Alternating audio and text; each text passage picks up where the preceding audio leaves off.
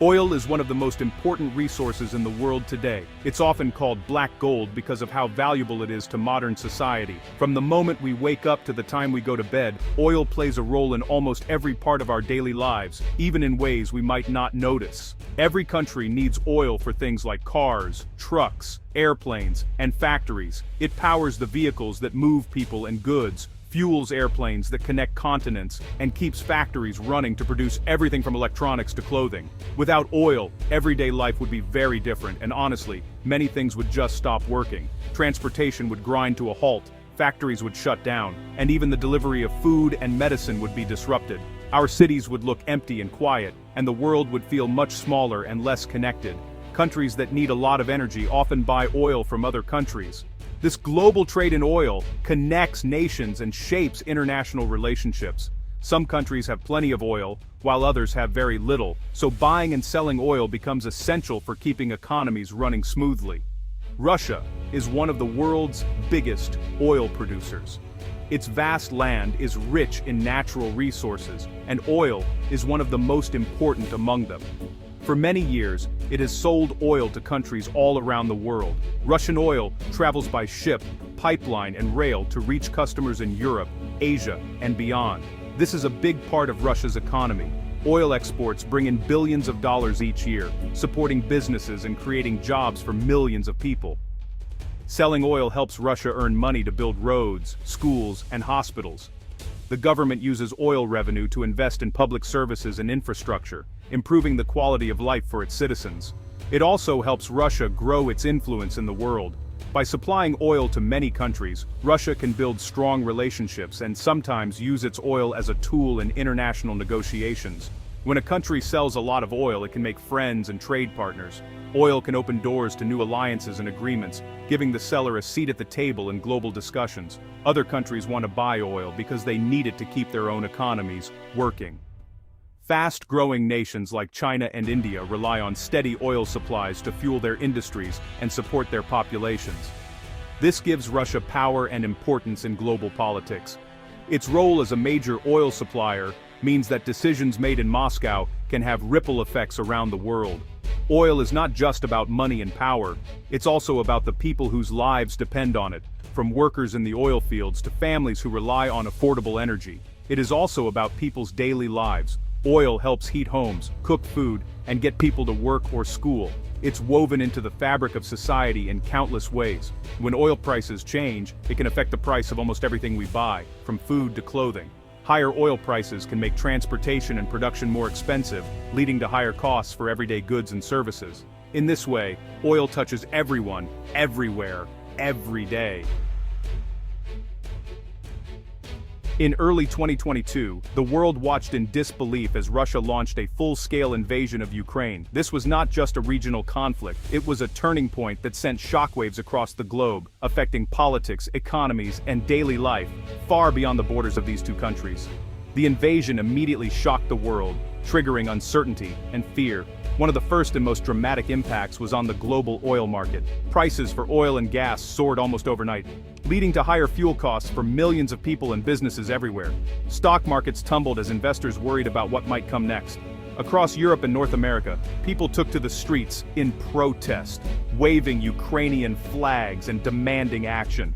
Governments lowered flags to half-mast and held moments of silence, showing solidarity with Ukraine and expressing outrage at the violence. World leaders quickly condemned Russia's actions. They wanted to make it clear that such aggression would not go unpunished, and they began searching for ways to respond without escalating the conflict further. One of the main strategies was to target Russia's economy, especially its vital oil industry. Countries started buying less Russian oil, hoping to cut off a major source of income for the Russian government. The United States and the European Union imposed tough sanctions, strict rules and restrictions on Russian businesses, banks, and especially on oil exports. These sanctions were designed to isolate Russia from the global economy and make it harder for the country to fund its war effort. As a result, Russia found it increasingly difficult to sell oil to its biggest and most profitable customers in the West. Pipelines slowed, docks emptied, and oil storage tanks began to fill up with unsold crude. Facing these new challenges, Russia was forced to look for new buyers. Its oil tankers began to travel longer routes, heading east toward countries like China and India, where governments were more willing to keep buying Russian oil despite the sanctions. If Russia couldn't sell enough oil, it risked losing billions of dollars in revenue. The Russian ruble fell in value, and the country's oil storage facilities started to overflow, threatening to choke off one of its most important industries. This economic pressure began to ripple through Russian society. Factories slowed production, businesses struggled, and the overall economy weakened, making it much harder for Russia to sustain its military campaign in Ukraine. The world's oil market was thrown into chaos. Trade routes shifted almost overnight as countries scrambled to secure new sources of energy, and oil traders worked around the clock to adapt to the rapidly changing situation. European countries that once relied heavily on Russian oil had to quickly find alternatives. They turned to the Middle East, the United States, and other suppliers, bringing in oil from farther away to keep their economies running. Meanwhile, Russia worked hard to build new partnerships, especially with China and India. These countries became crucial buyers, helping Russia keep its oil industry alive and its economy afloat, even as the rest of the world turned away.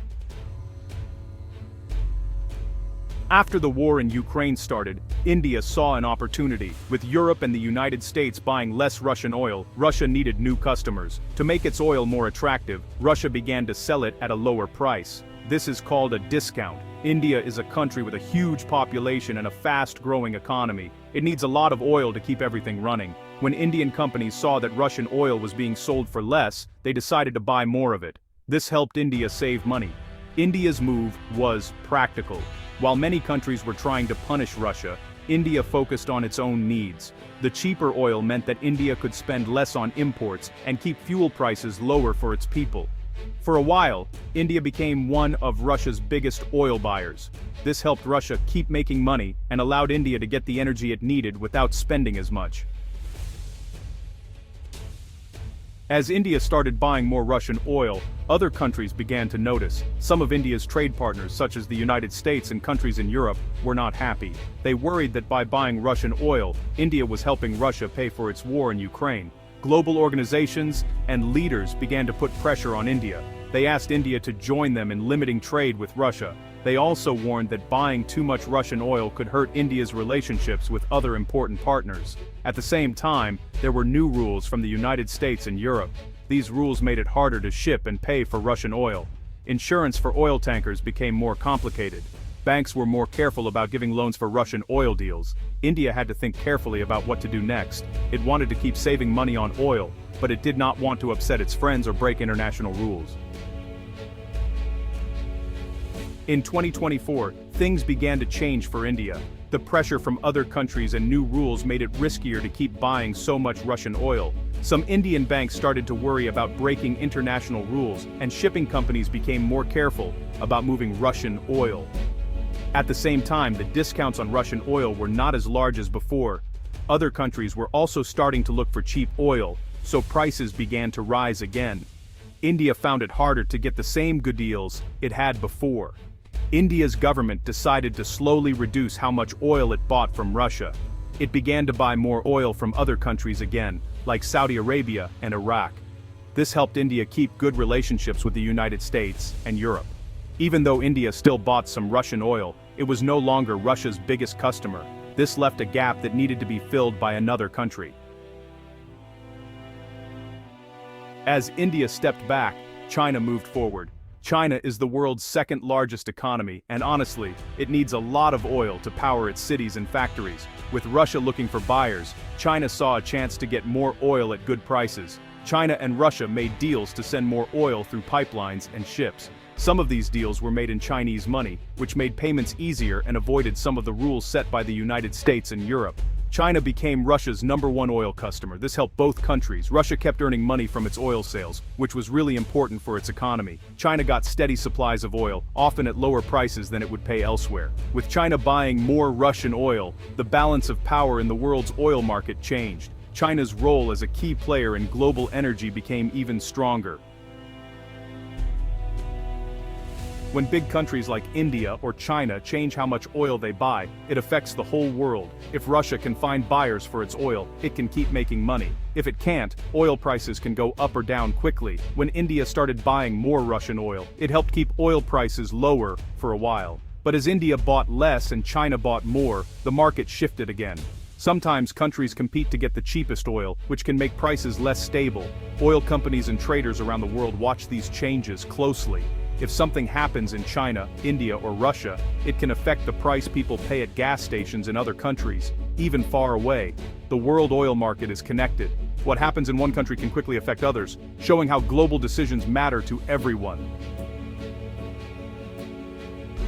This big change in who buys Russian oil is about more than just money. It affects relationships between countries and shapes global politics. When China became Russia's main oil buyer, their partnership grew stronger. This worried some other countries who saw China and Russia working closer together.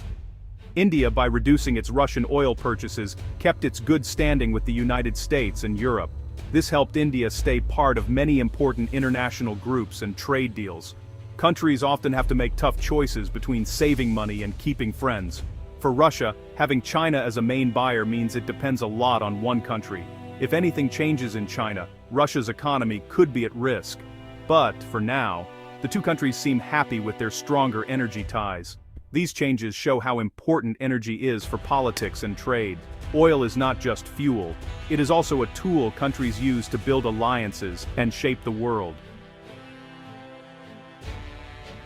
You might wonder why all this matters to people in their everyday lives. After all, oil deals and international trade might seem like distant topics, something only politicians or business leaders need to worry about. But the reality is, these global events have a direct impact on each of us, often in ways we don't immediately notice. The truth is, changes in who buys oil can affect everyone, not just those working in the energy industry. Oil is a key ingredient in almost everything we do, from driving to work, to heating our homes, to powering the factories that make our everyday products. When countries like India and China buy more or less oil from Russia, it can change the price of gas at your local station. Even a small shift in global oil demand or supply can cause prices to rise or fall, and those changes are quickly felt at the pump. If oil gets more expensive, it costs more to drive, fly, or ship goods. This means that not only do your travel expenses go up, but so does the cost of transporting food, electronics, and everything else we rely on. This can make food, clothes, and other things more expensive too. When transportation costs rise, businesses often pass those costs on to customers, leading to higher prices at the grocery store, the mall, and even your favorite restaurant. On the other hand, when oil prices go down, people might have more money to spend on other things. Lower energy costs can mean more affordable goods and services, giving families a little extra room in their budgets for things they enjoy. These changes also show how connected the world is. The choices made by governments and companies in one country can ripple across the globe, affecting economies and daily life everywhere. What happens in one country can affect people everywhere. A decision made in Moscow, Beijing, or New Delhi can influence what you pay for groceries, how much it costs to fill your tank, or even the price of a plane ticket for your next vacation. By understanding where oil comes from and who buys it, we can see how world events shape our daily lives. It helps us make sense of the headlines and understand why prices change, and why some products suddenly become more expensive. So, the next time you see oil prices in the news, remember, it's not just about faraway countries or abstract numbers. It's about the chain reaction that starts with a deal on the other side of the world and ends up affecting your wallet, your plans, and your community. It's about how decisions made on the other side of the world can touch your own life. By paying attention, you can better prepare for changes and understand the forces that shape the world around you.